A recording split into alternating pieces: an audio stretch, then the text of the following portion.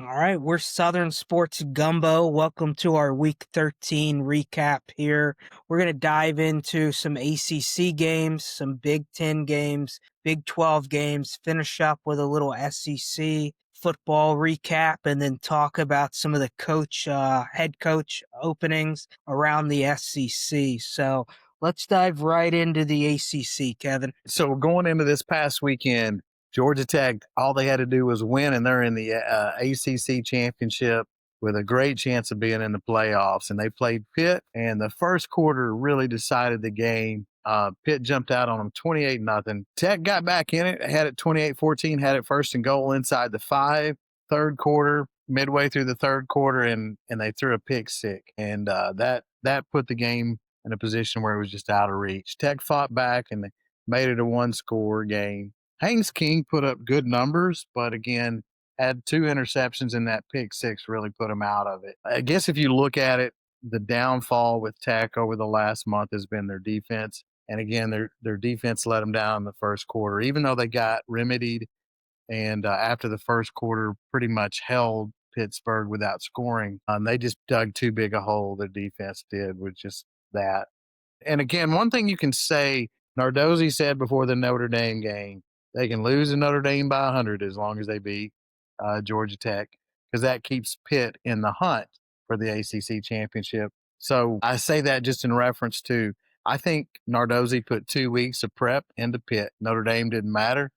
Pitt prepared for Georgia Tech for 2 weeks, and they got a win, and it was big for them. So to me, that opens it, not just to me, factually, that opens the ACC race up to SMU, who was a big winner over Louisville. A dominant win over a solid Louisville team. And I guess that's, there's not a team that's came further from September to now than SMU. He really speaks highly to me of Rhett Lashley and his coaching, how he's brought that team along. We talked about them a month ago as a spoiler, and they're no longer a spoiler. They're a contender for that league and a chance to be a back-to-back playoff team. Who would have thought that 3-4 years ago when they weren't even in a conference? And Rhett has a chance of winning 10 games in a season for the third consecutive year this year. He's got to win one game, either the if he wins that ACC championship and makes it to the playoffs, he would be 10-3. So that would give him the 10 wins again for the third year in a row. Pitt's win gives them a shot at it, but your two teams with the best chance of playing in that championship game are SMU and Virginia. Hadn't mentioned Virginia, but all Virginia's got to do is win, and they're in. Very good season, that they've had. They're sitting at 9-2. They play Virginia Tech this weekend, so if they win, they're in. And if SMU beats Cal, that's the game that they got to play to win. They're in. If SMU loses and Pitt wins, Pitt has a chance of being in there. I think Pitt plays Miami this week, so they got a tough game. Really tough stretch for them when you look at Notre Dame on the road at Georgia Tech, then Miami. So that's kind of the ACC. It was really wide open about 4 weeks ago. We said these teams are going to play each other and knock each other out, and essentially that's what they've done. And SMU and Virginia are your leaders to play in that championship, with Pitt with an outside chance. There is chaos if those 3 teams all lose and you end up like with a 6-way tie. Duke could even get in there. Reality, that's not going to happen. I don't see Virginia losing to Virginia Tech, and I don't see SMU losing to Cal. D-Mac, what's your thoughts on the SEC? Yeah, so a couple good games this past weekend. I'm going to cover some of the kind of non-competitive games first, and that was Texas A&M and Samford. Texas A&M went up 28-0 after their first drive in the second quarter. They were able to sit Marcel Reed, Casey Concepcion, Bethel Roman, bunch of their star players to get them rested up for postseason and this Texas game. So shout out to them for taking care of business, winning 48-0. A couple of the good games, though. I want to start with Texas, who's now 8-3. They've got a big game next week against Texas A&M, but they absolutely handled Arkansas. And, Arkansas is a team we've seen stay competitive in a lot of games till late. Texas was able to run away with this one, win 52-37. And I guess the door's not closed on the Texas Longhorns yet to potentially sneak into the college football playoff if they get a big win next week against Texas A&M and finish 9-3. Arch Manning had accounted for 6 touchdowns, did it through the air, on the ground, and caught a touchdown pass. Tennessee huge win in the swamp, something they haven't done since 2003. So shout out to them, 20-point win. You look at a Vanderbilt team who, is now sitting at 9-2, 14th in the country. We'll see what happens with the updated college football playoff rankings tomorrow. But 45-17 win over Kentucky. And Kentucky's a team kind of like Arkansas. They've been hanging in some games here recently. They won 2 SEC games this year, so not a terrible team. I predicted Vandy might be overlooking them a little bit. Looking at Diego Pavia's numbers, maybe he heard me talk about him last week. 5 touchdown passes, one on the ground, counted for over 500 yards of total offense, and was 33 of 39 in the pass game. Threw an interception there. Phenomenal outing for Diego Pavia. And then, the next best game, which was actually the best game of the SEC this week, you had Missouri and Oklahoma. I watched every play of this game. When Missouri went down and took 8.5 minutes off the clock to kick a field goal early in that game, I thought Missouri was going to win this one. They're down 14-6 at half. But really, Missouri had the ball for 21 minutes, maybe 22 minutes and some change in that first half. So they did everything, they normally want to do. Oklahoma just found a way to execute at little bit. I'm still not super impressed with the offense at Oklahoma by any means. Mateer did throw 2 touchdown passes. The 75-yarder to Santanga, which was about a 6-yard pass downfield. He just, showed his speed to break away. They hit on a couple big plays, but the way their defense responded after an 8.5 minute drive in the first quarter, giving up a field goal. That Oklahoma defense really stepped up. You had a guy in Owen Heineck who I want to talk about for a second. Was a lacrosse player at Ohio State.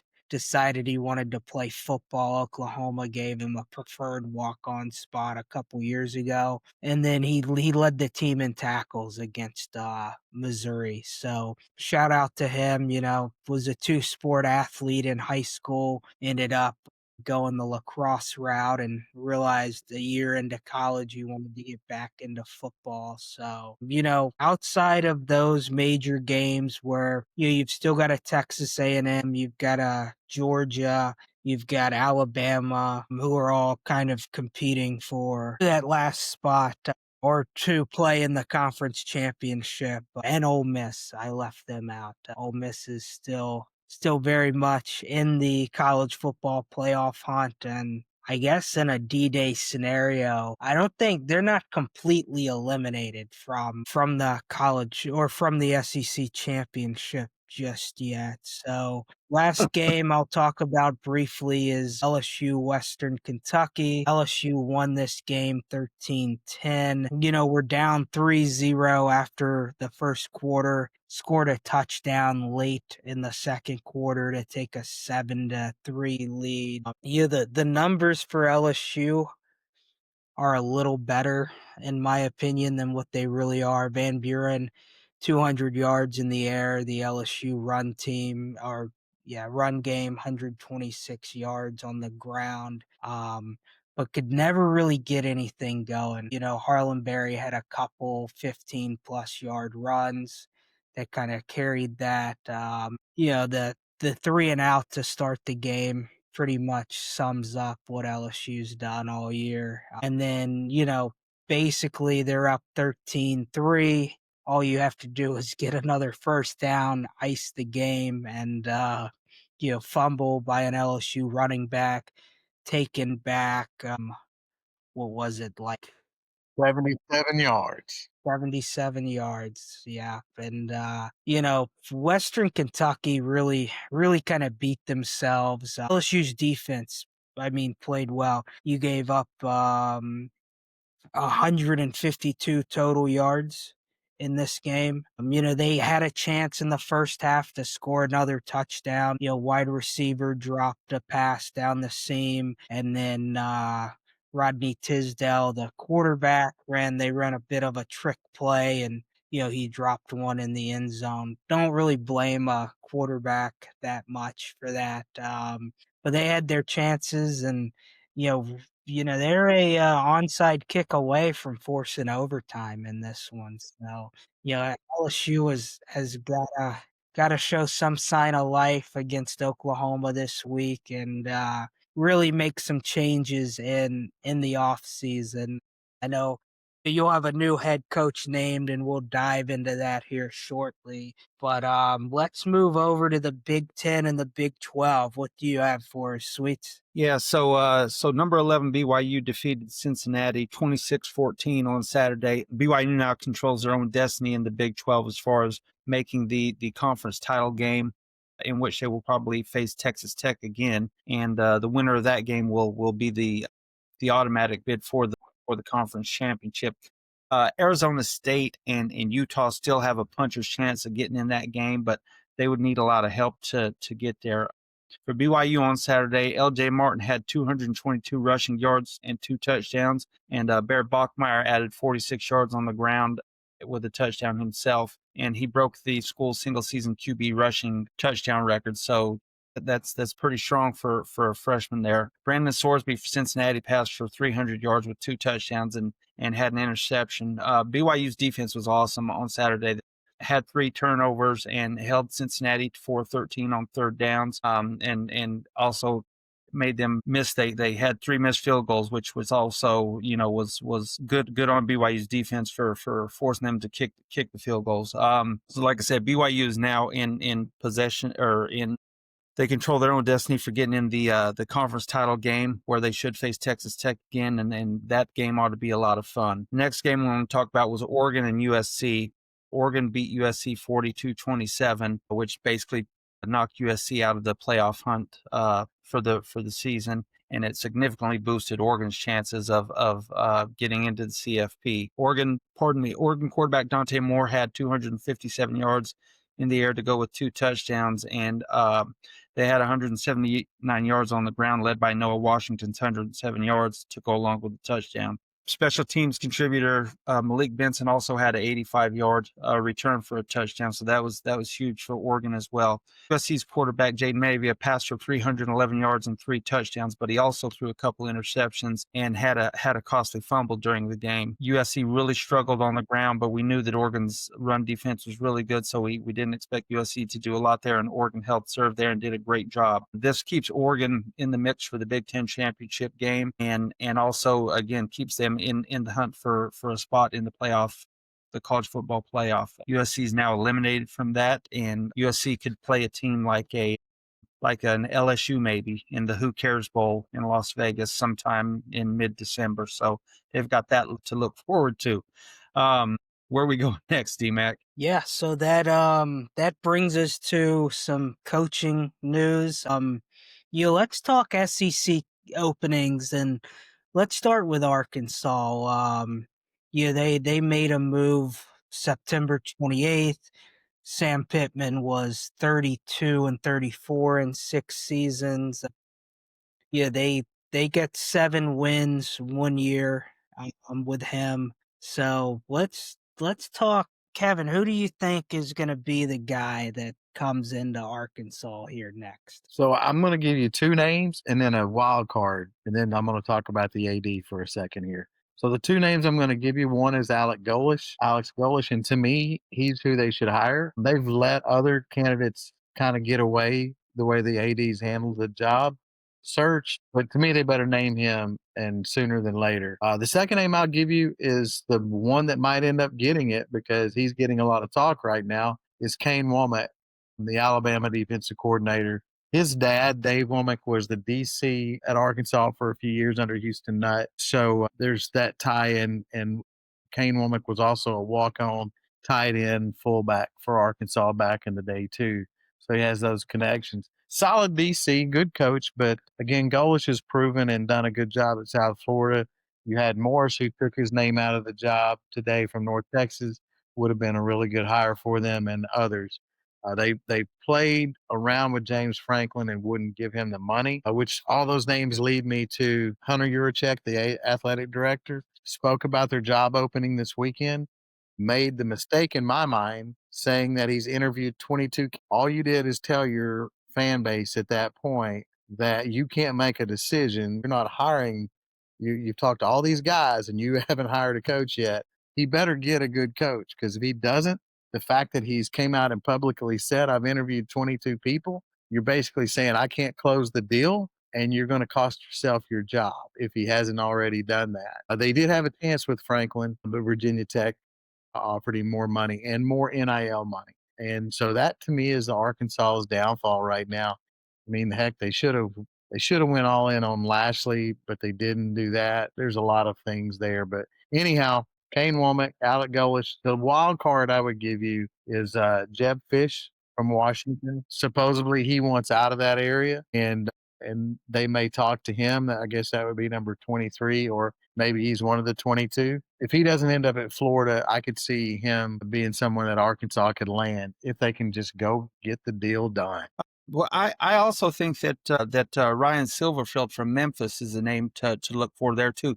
Memphis is pretty damn close to Fayetteville, as the crow flies, and he knows that area well. He's well liked. He's done a hell of a job at Memphis this year, so that might be another name to look for in that Arkansas search. I agree with you, and his name was mentioned a couple weeks ago, like it might be done. He's no doubt one they talked to. He would be a good one.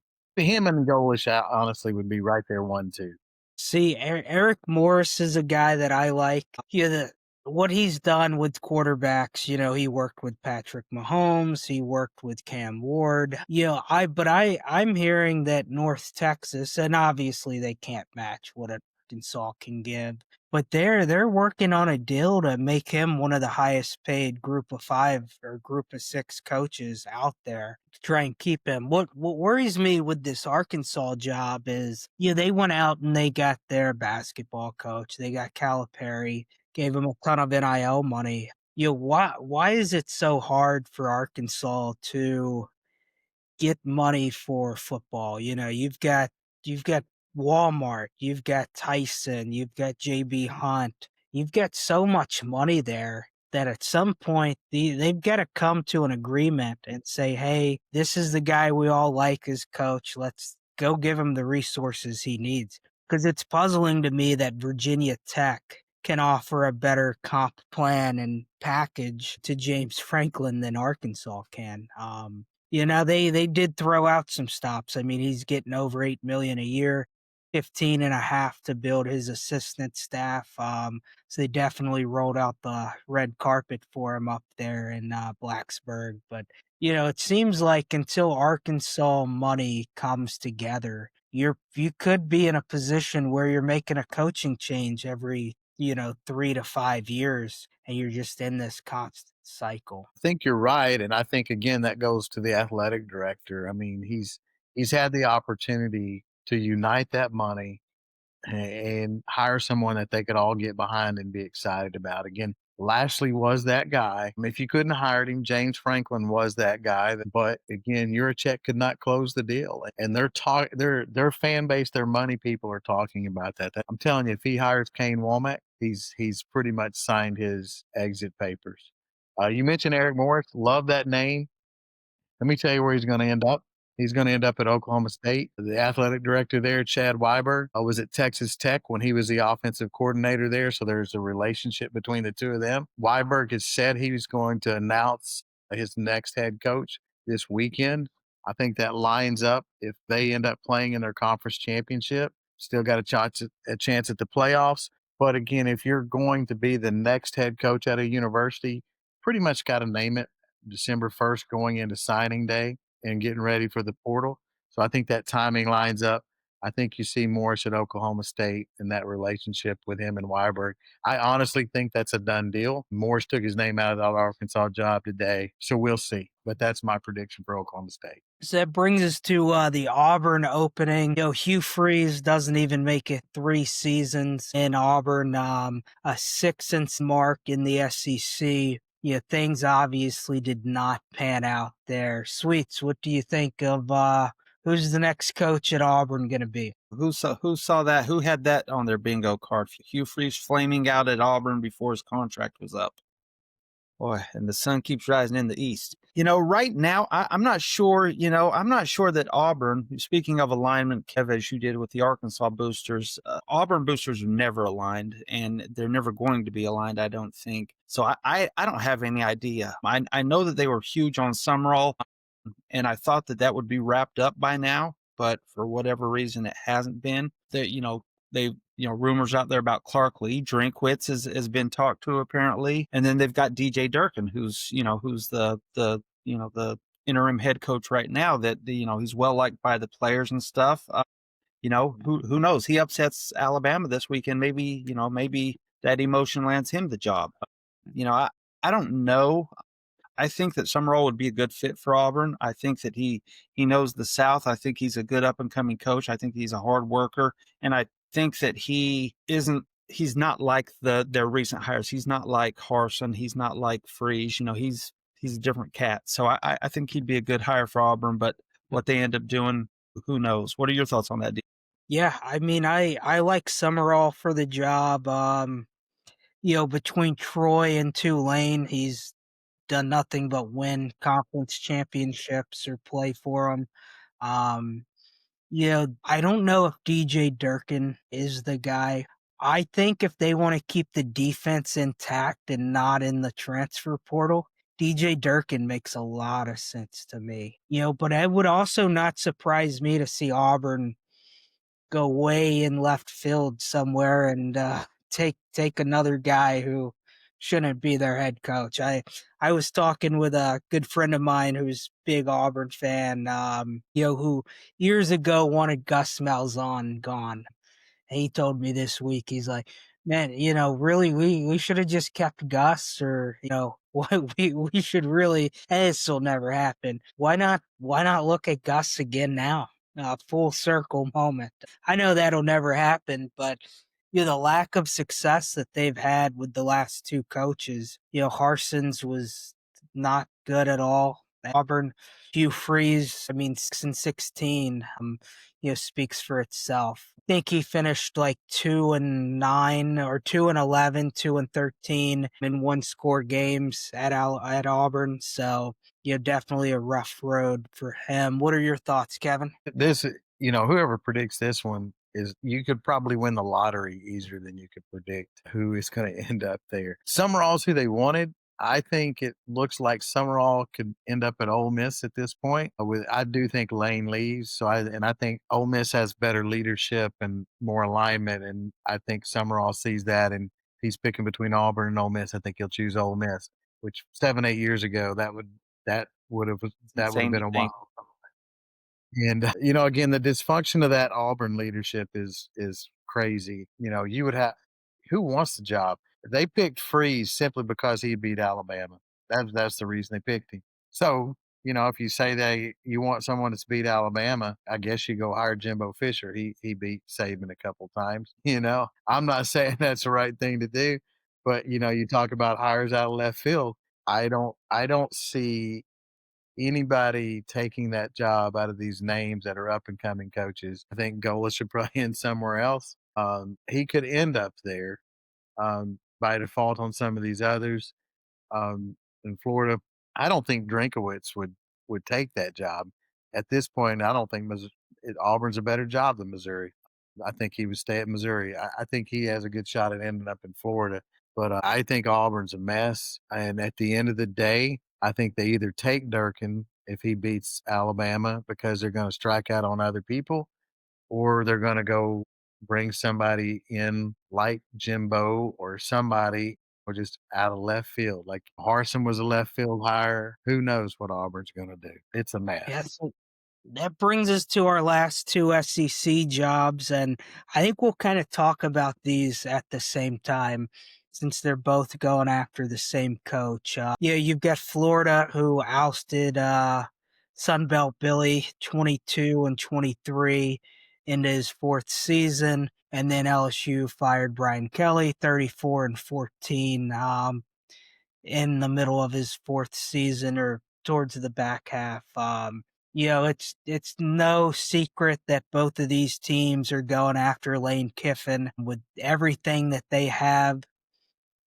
Sweets, if you had to pick what Lane Kiffin does he go to LSU? Does he go to Florida? Does he stay put in Oxford? What do you think? I don't think he stays put. I think that bridge is burnt, and I just don't see how I just don't see how that could ever work out. That being said, he's back together with his wife, I guess, and they're working together on wherever they're moving to. So who knows?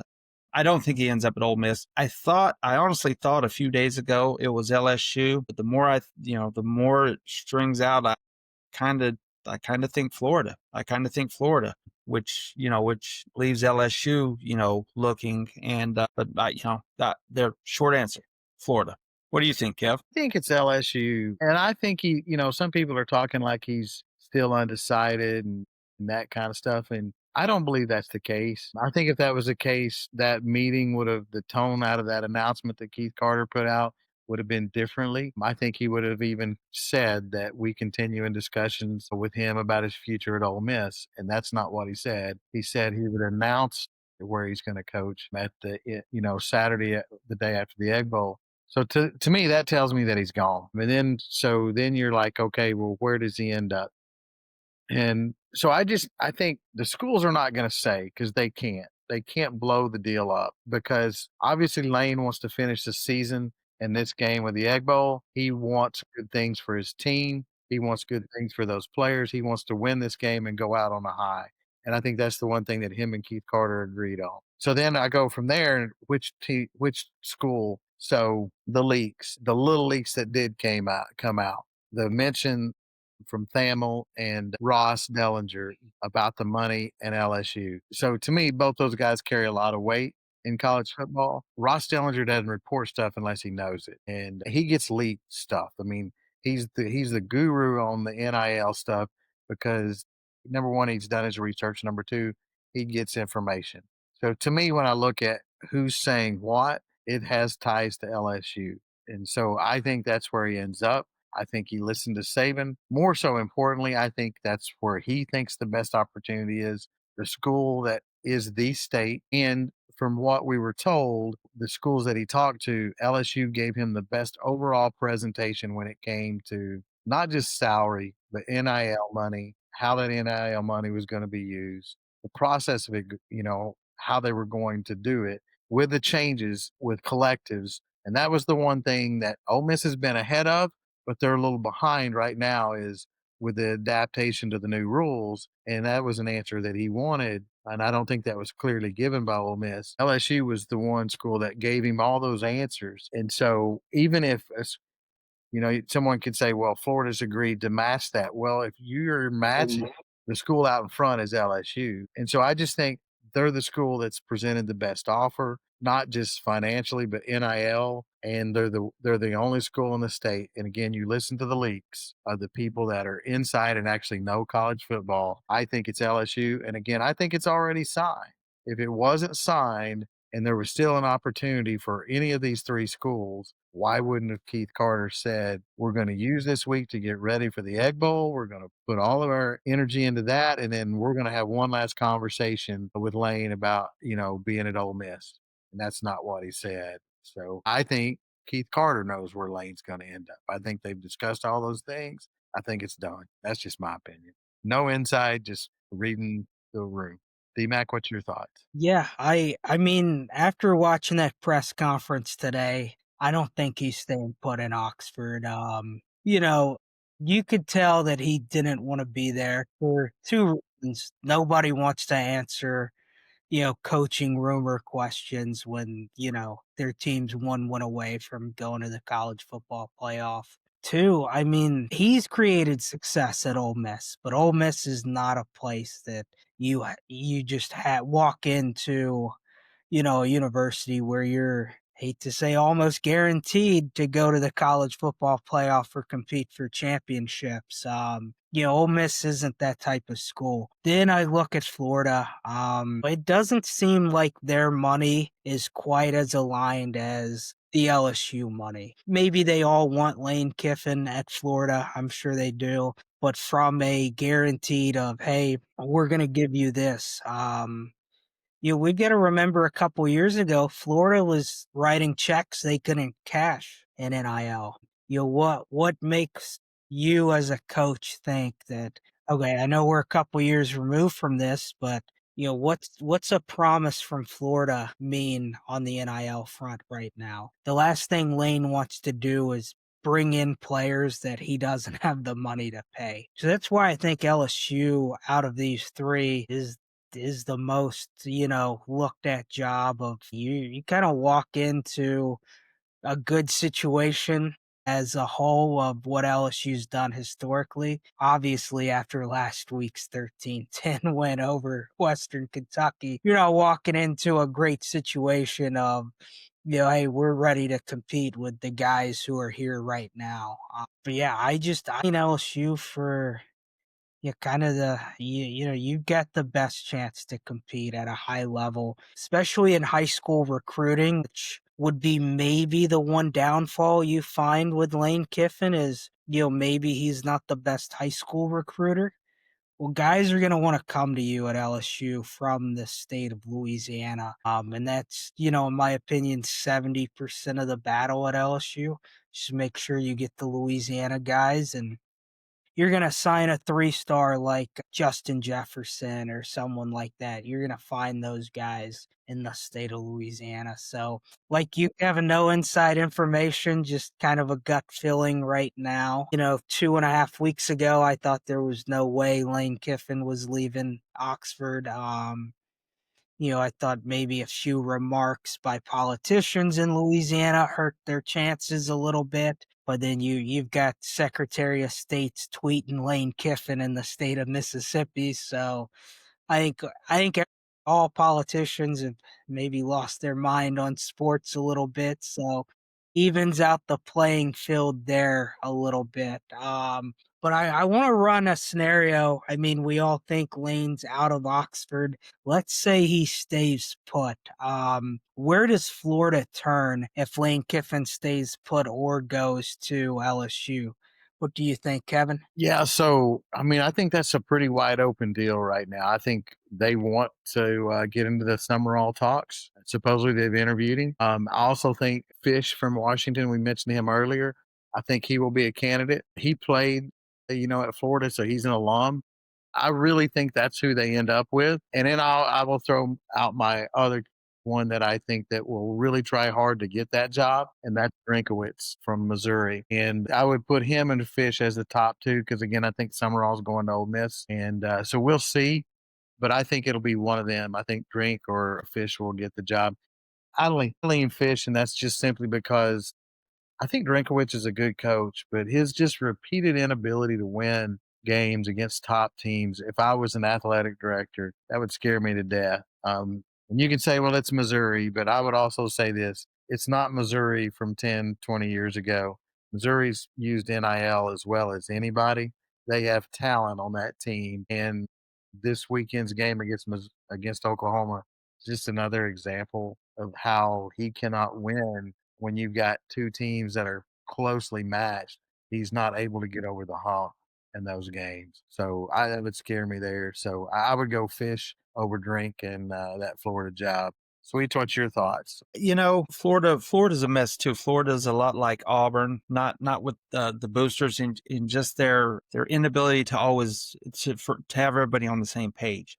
I don't think I'm with you. I think if it's not Kiffin, I think Fish is a good call. Drinkwitz, that's a job that he'll actively campaign for, I believe, at season's end. I don't know if they've talked to him or not.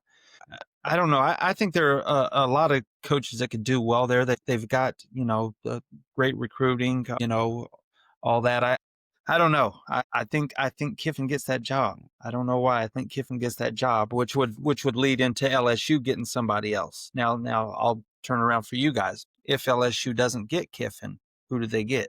DMAC. Yeah, so I'm gonna touch on Florida real quick first. I think Summerall is gonna be their guy. I know Auburn and Ole Miss are gonna pursue him if Lane leaves Ole Miss, but I would still put Florida as a better job than Ole Miss. And I think Summerall could have a ton of success at Florida. So then shifting gears, if Lane chooses Florida or stays put in Oxford, the number one guy on my list is Kenny Dillingham after Lane Kiffin. He would bring ideally Marcus Arroyo, his offensive coordinator for Arizona State. Um, and I wouldn't rule out Arroyo being a candidate at Arizona State to take over. But if he could come, which I trust Dillingham's ability to hire coordinators, but I wouldn't complain about Arroyo coming with him. One guy that really intrigues me with a Kenny Dillingham staff, somewhere I feel like LSU has underperformed the last couple of years, is in the wide receiver room. If a guy like Hines Ward would want to come over to LSU, multi-time Pro Bowler in the NFL, Pittsburgh Steelers guy, so I'm gonna be a little biased to rooting for him anyway. But I think the youth that Dillingham would bring in to the head coaching realm at LSU, his ability to, work with players, be a player's coach, something that LSU's maybe missed on the last couple seasons. I feel like he would bring that perspective of relating to players really well. And, I would trust him to build a staff. So he would be my guy if Lane Kiffin didn't choose LSU, which I still think is the case. But would not be a big miss if you went with Kenny Dillingham as your number two option. What do you think, Kevin? Yeah, Dillingham to me is the clear number two. Played in the Big 12 championship, won it last year, almost beat Texas in the first round of the playoffs. Got the team at 8-3 this year, and that's for the last 3 weeks they played with their backup quarterback, Jeff Sims, who could not win anywhere. Had a terrible record at Georgia Tech, went to Nebraska, got beat out, and he's won games, beat Iowa State on the road. So I think Dillingham is the clear cut second choice. I think he's an up and coming guy, very competitive and very driven. And I think that's, again, what you've got to look for. Again, if I'm an athletic director, I want right behaviors. And so I want the guy that's organized, that can hire a good staff. You mentioned, and he has got that. Arroyo's very good. Heinz, Ward. I mean, he's done a good job, hired a good staff, organized leader, very driven. I think he is the clear number two. I like Brent Key if you go to a third guy. I don't think you got to get past that.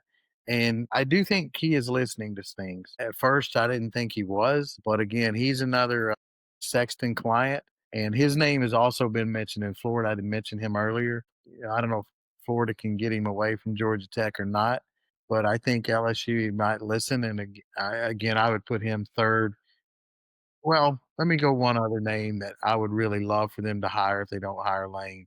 I just don't see him leaving Notre Dame. So second would be Marcus Freeman. I just think that's a wild card. Then I'm going Dillingham, and I'd be perfectly happy with that if I'm LSU. And then Key. To me, it's one of those four guys. Get it signed and sealed. I think with the NIL money that LSU's putting out there, $30 million, I think you get one of those guys and get it sealed up. Sweet, your thoughts? Yeah, I love Dillingham. He might work out better than Kiffin anyway. I love that, he's young. He gets after it on the recruiting trail. He seems to engage well with boosters and stuff. I saw him speaking at a function a few weeks back, and just, the way that he talked to him, he didn't glad hand him. He told him, this is what's got to be done, and this is how we're going to get here, and here's how I visualize you guys being a part of that process. And he broke everything down for him. And I was like, this is the type of guy that I would want talking to, to high level boosters and to kids and their parents is somebody who, who lays out a plan for you and then goes from A to Z to tell you how you're going to get there. So I think Dillingham would be a great hire. After that, I love Key. We've talked about him in the past. I also think that Freeman, I'm not as high on him as others, but I think he could do really well at LSU. And if all those guys fall through and we go a coordinator route, I would kick the tires on Brian Hartline. I mean, I don't know. There's a lot, and you're talking about receivers. DMAC Hartline is, he's number one with a bullet there, so it wouldn't be a bad get from that standpoint. Yeah, no, I'm with you. If you go the coordinator route, I think Hartline is the top coordinator candidate in the country by, in my opinion, a wide margin. I still think that there's a chance that he's coaching. He's going to be a head coach somewhere next year. But he's also really bought into Ohio State as well. I'm sure there's a scenario where boosters at Ohio State are wishing that Ryan Day was maybe 10 years older right now, so that you could set up like, hey, Ryan Day's got X amount of years left, and then you're our next guy. Fortunately, Ryan Day's what, like 50 years old? Something like that, yeah. Yeah. I think Hartline's a hell of an up and coming coach. He's kind of like Kirby Smart to me, though, in that he's content to wait for the job. He's not going to take a job. He's going to take the job. Smart had countless offers before he actually took the Georgia job. Hartline this year, his name will be talked about a lot, and if he doesn't take a job this year, it will be talked about more next year, and it will keep going until it crescendos into him taking a head job. But I don't think that he is one that has to settle for like a group of five school or something like that. I think he's in a position where he's getting paid enough and Ohio State's doing well that he can hold out for his job. So it's an interesting Yeah. name. Three Yeah. of your best programs, Oregon, Georgia, Ohio State, hired coordinators. That was Kirby's first job, Ryan Day's first job, Dan Lanning's first job. Dabo. Yeah, well, Dabo wasn't even a coordinator. He was a wide receiver coach that elevated. So, again, he's going to have success somewhere. Whoever has the courage to hire him. And again, I'll throw one more coordinator out there that I think will end up with a head job in this cycle, and that's Colin Klein at Texas A&M. I think Hartline's the number one, but I think Klein's right there number two, and I think both of them end up somewhere, unless it's a small job. They'll get a power forward job, a good power forward job, or they'll wait till next year and then they'll land something then. Yeah, I agree. I think Colin Klein's in that same realm of, he's not a guy who's going to go take a group of five job. And I would throw one of your favorites, Kirby Moore, in there. I don't know if he gets one this cycle unless Missouri opens up. He'd be a prime candidate. But he's a guy who kind of gets to just wait around until he finds the job that he wants. Yeah, so that's it for SEC openings. I mean, we'll likely have one more open here in the next 5 or 6 days. So it'll be interesting to see what happens.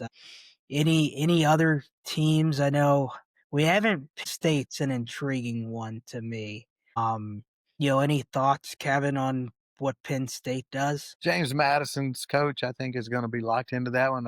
Last name's Chesley, I believe, from up in that Northeast area, has done a good job. Followed Signetti and had success, and I think that one's close to being announced.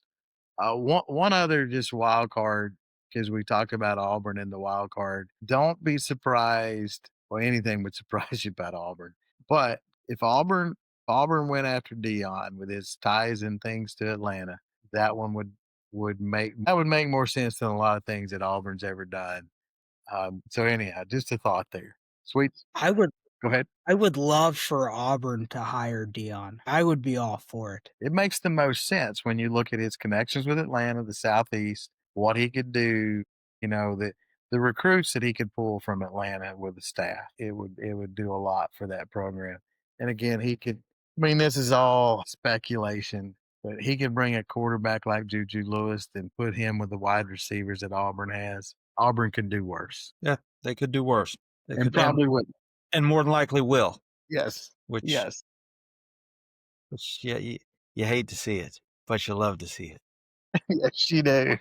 Any thoughts on Penn State, Sweets? No, that's that's another interesting. And speaking of Heartline, he's right there in the area. That'd be an interesting name if I'm a Penn State guy.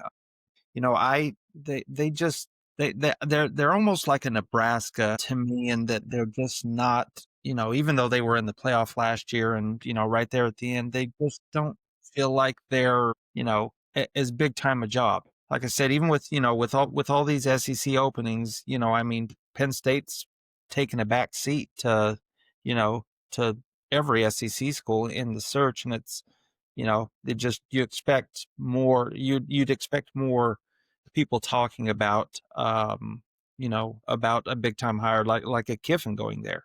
I mean, you haven't heard anything about that, and he's obviously the hottest name in the cycle. So that just tells you that he's not taking Penn State seriously. It's a little odd. Yeah, I would lean with you. I don't know what Brian Hartline, I think he's going to be a Big Ten guy when he does take another job. I don't think he would come down to the SEC, mainly with his ties to that Ohio area. Man, if I'm Ohio State, I don't want Hartline going to Penn State. Because he would have a chance to out recruit Ohio State in the state of Ohio over in State College there. So if I'm Penn State, I would throw just about everything I've got at Brian Hartline to be my next coach. After that, I've kind of heard some Eli Drinkwitz rumors. I would say that he or the James Madison coach would be kind of toss ups in my opinion. But if I'm Penn State, you've got to prioritize Brian Hartline as your next head coach.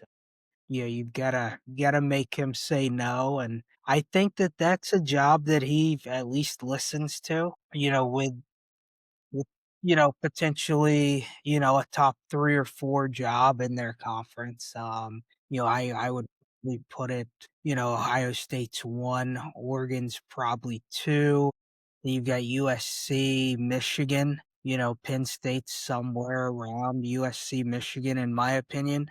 So I would think that, that would be a job that he'd want to explore some, unless he's just happy with where he's at Ohio State. But I don't know if there's really a better, and he's an Ohio State guy, so I don't know if he ever goes to Michigan to be their head coach. So it'll be interesting to see where Penn State goes. Any other job openings you guys want to talk about tonight? No, no, I'm that I'm ready for this one to end, and for to get back to talking football.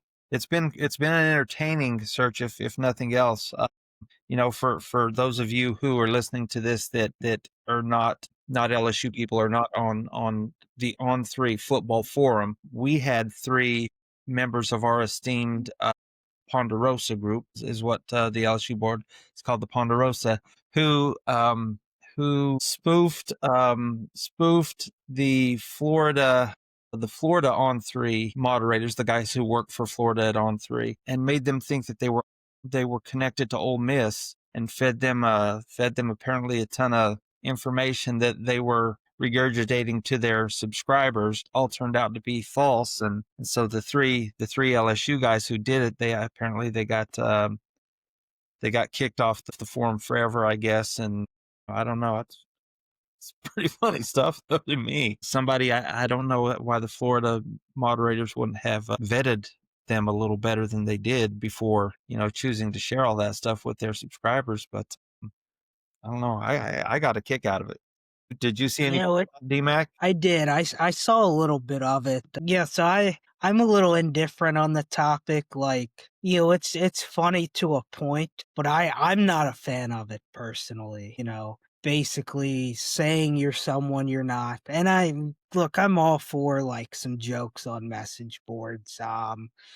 Florida mods definitely need to do a better job of validating information that they're fed. Like, at some point, like, and I don't know how old the posters from the Ponderosa are, but like, if you're a 15-year-old kid, I get it a little bit more, but if you're a guy in your 40s or 50s, like, you gotta grow up at some point. Yeah. It's more funny watching from afar than being, like, a little closer to the situation in some capacity. Like, I would be funnier if it was like an Ohio State, Penn State board, but being an LSU board, like, I don't want people like that on the board personally. I don't know what your well, I know a little bit of your thoughts, Kevin, from, earlier today. Well, I mean, to me, it's just I get the fun, and it comes across as fun. And listen, I grew up when the movie Animal House was out. I was very young when it came out, but I lived those things in high school and early college. It was a movie that me and my friends we wanted to live out. So I'm all about the fun. But here's where to me is look, somebody has a job, so the people that had to do the research on that, they got a job to do. So, like, if I went to a bank and I filled out a bunch of loan information and I put those people that processing that loan, I basically trolled them. I'm going to buy all this and I make them invest 30 days of effort into that. That's not funny for them. And that's where I look at it. That's where, to me, the humor falls out of it is there's people that are working. There's people that read message boards for information that are lead busy lives. And if you, to me, if you want to just be a troll and just like do things like that, that again, that Animal House behavior, there's better ways to do that. Go do that on your own somewhere. Again, I just, nah, I'm not for it. Well, anything else before we wrap up tonight? No, I think again, I just think these jobs we talked about, I think we're going to hear a lot of finalization on these between now and December 1st. Signing day is the 3rd. So I think it was a good conversation tonight. We'll look forward to these and see how our predictions turn out. I think the only one that may go past the 3rd, I think Ole Miss might even have if Lane leaves, they might even announce their coach immediately right after that. I think the only one that I see lasting longer than that is, again, we said it, is Auburn. So that's the only last thing I would say is I think we'll see a lot of these things closed out over the next week. So, well, It'll be that's a interesting to wrap. watch. Yeah, that's a wrap of our Week 13 recap. We'll be live tomorrow, Tuesday, November 25th, for our Week 14 preview.